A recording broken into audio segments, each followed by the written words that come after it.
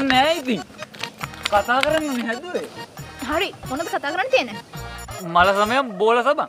ඔය ඔය කියන වගේ කොල්ල බොරු කරන්නේ නෑ. බොරු කරන්නේ නැත්තේ කොහොද? තමුස් තමයි බොරු උපත. එදා කඩේ යනවා කියලා ජාලුත් එක්ක බොන්න ගිහින්. ගිය මාසේ ජොබ් එකේ වැඩක් කියලා වල ට්‍රිප් එකක් ගිහින්. තමුස් කියන සේරම බොරු.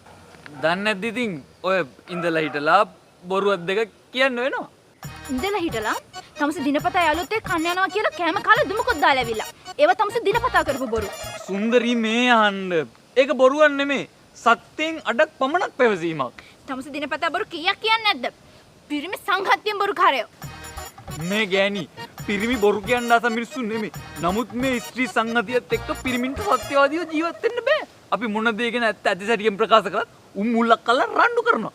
උන්ගේ මේ ක්‍රියාකලාපය නිසා සතුරුදායක ආදර දිව්‍ය කුලසා පිරිමින්ට බොරු කියන්න වෙලා තියෙනවා.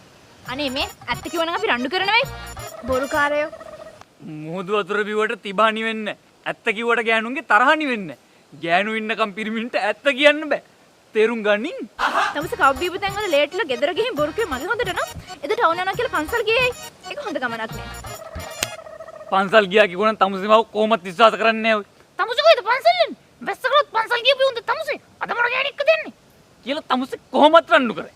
තමුසේ එතකොට බොරු කිව්වේ මාව සතුටු කරන්න. එතකොට මන් වැරදි. එතකොට මන් තමයි වැරදි. පිස්සුද? නෑ. ඔයා හරි. ඔයා හරි. හරිම හොඳ පෙම්වතිය. අනේ ඔයා ඇත්තමද කියන්නේ?